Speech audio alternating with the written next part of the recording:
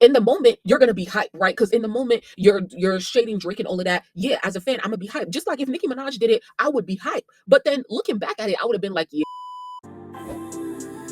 Damn.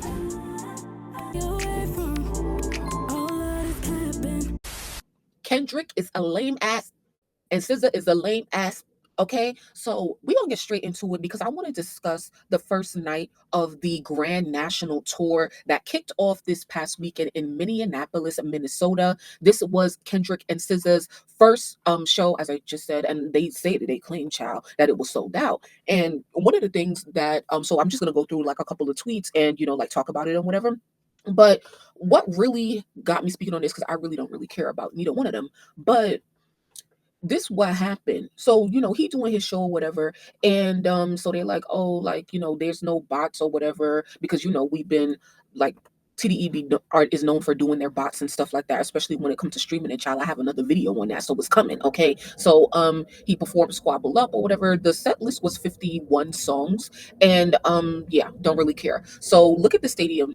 So do you guys think that this is paid actors? I just saw a post where Aiden Ross claimed that there were paid actors there by Universal Music Group. I don't know, child. Just me personally, like, I just don't feel like Kendrick can really sell this much in person. Of course it's co-headlined by SZA, but it's really, like, she's the stimulus package for real, for real. So you really have to go through the videos and see what was the crowd participation during their performances for Kendrick songs and of course for SZA songs, to see who the crowd was really there for. But why I really want to talk about this is because Kendrick was on there taunting Drake or whatever. So look, he references the drop, drop, drop, drop.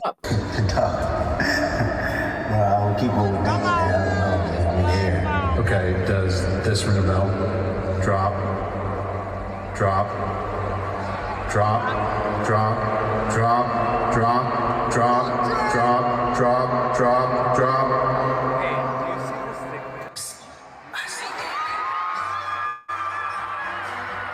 And so that is how he starts off his performance of Not Like Us. Allegedly, they're saying that this is footage of Kendrick in his deposition.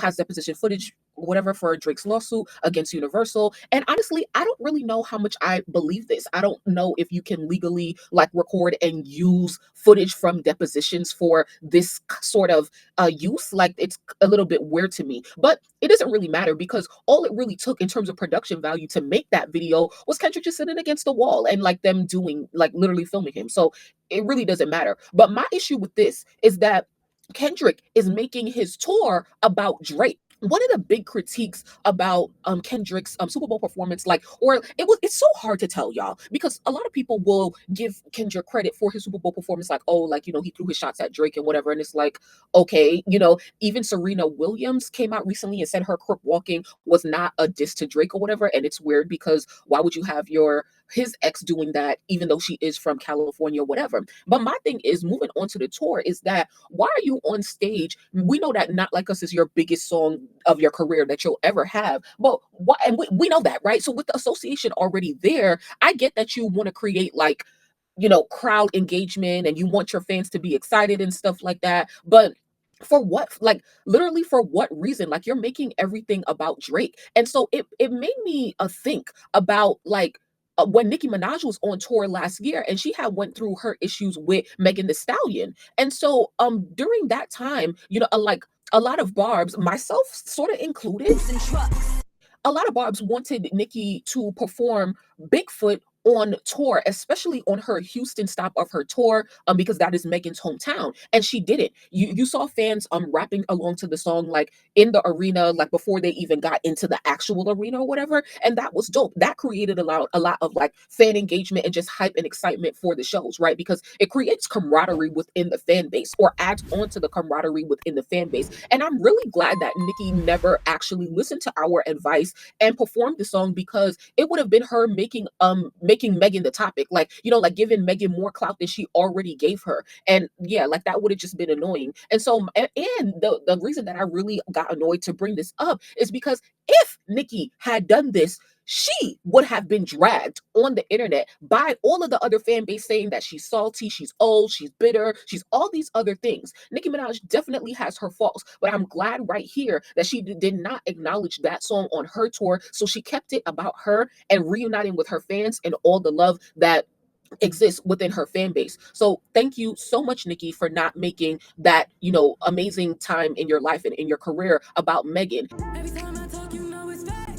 Kendrick, on another motherfucking hand, bitch, like you really just a lame ass nigga, because it's just like, yo, like, you already getting mad opportunities for going against this dude, and he in all of these situations, legal situations now because of you. And I just feel like it's corny. You a grown ass man, and you could have did the same thing that Nicki did. You could perform your song Not Like Us. You got to, right? It's the biggest song you'll ever have in your career. But like, to do all of this extra stuff, it's very, very weird. And so I haven't looked at any like fan commentary on this and stuff like that. I was watching academics on stream while the concert was going on, and he made commentary about it. And his stance is, and y'all know, like, he a Drake stan or whatever, but he was like, yeah, Kendrick, this is what you're supposed to do. You're supposed to whack this nigga. And for me, it's just like, if I'm a Kendrick fan, it's like, oh, okay, like, in the moment you're gonna be hyped, right? Because in the moment you're shading Drake and all of that. Yeah, as a fan, I'm gonna be hyped. Just like if Nicki Minaj did it, I would be hyped. But then looking back at it, I would have been like, yeah, we should have never did that. Like, But the difference between like Kendrick and Nicki is that, yo, he got the industry behind him. He got what's it called? The court of public opinion is on his side in this battle and stuff like that. So yeah, I just think it's really corny as a man to be doing stuff like this, because you should be so, like, you're already like a legend, in your within yourself. And so it's just like, focus on cementing your legacy, because now your legacy is forever tied to him. You should be trying to get away from that. No shade. Okay? Because you are a powerhouse on your own, Kendrick. So you're really gonna have to act like it, because the shit is really corny. And that's why people like me can't really get on your team for real. You ain't really my cup of tea anyway.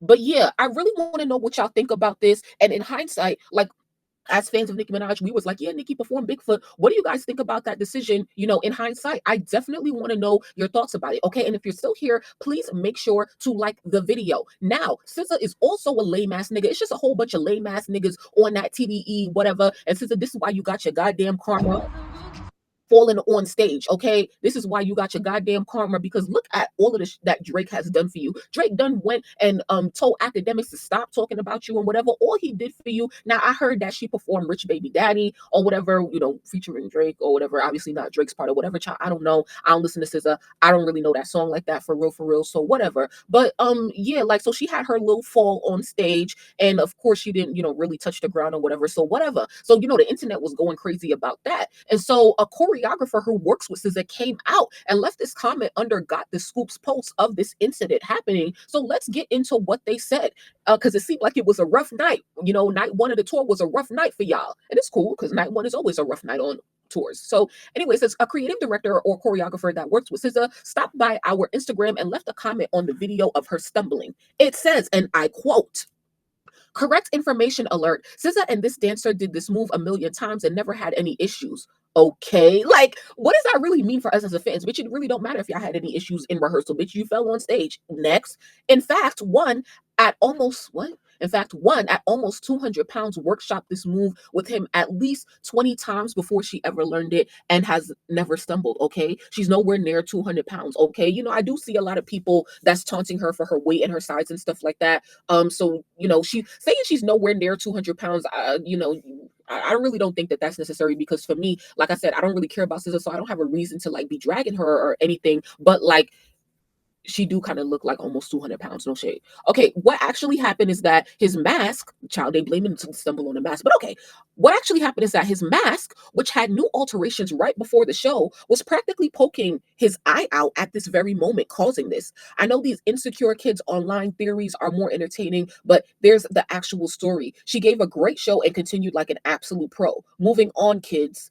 So here they are sending their people to do damage control and stuff like that, as TDE does or whatever. And like, this was seconds after This was seconds after the fall. So this account is basically posting this saying like, oh, like you guys are making fun of SZA dragging her, but like they got right back up to it and she did a whole split. Okay, so that definitely gagged me a little bit. SZA be like hitting little licks on her choreography, a little 1-2 here and there or whatever. So cool, SZA. Congratulations to you, I guess. But yeah, are you guys going to this tour? If you are, if you go to any tours, like I definitely want to know your feedback. I want to hear about your feedback. I want to hear about your experience. I definitely want to hear people's take on Kendrick Lamar taunting Drake. Look at SZA performing up in the crowd or whatever. It would have been nice to see Nicki Minaj doing this, as the first female rapper to be floating up in the sky performing or whatever. But whatever, y'all. So of course, SZA not a female rapper, but child, I just got a new motherfucking video idea. Like what I said the other day. I said like, I gotta admit it, even though I don't want to. I gotta admit that TDE is a better brand label than Young Money. I got to admit it. Now that's a motherfucking conversation for another motherfucking day. So if you want to get there, please make sure to like this video. Make sure to subscribe. Let me know how you guys feel in the comments. And yeah, like just keep it going, keep it moving, keep it cute. Keep it cute in my motherfucking comments and, definitely get the wheels turning and don't be in y'all feelings either. Okay. But thank you so much for watching. Peace. Every time I talk, you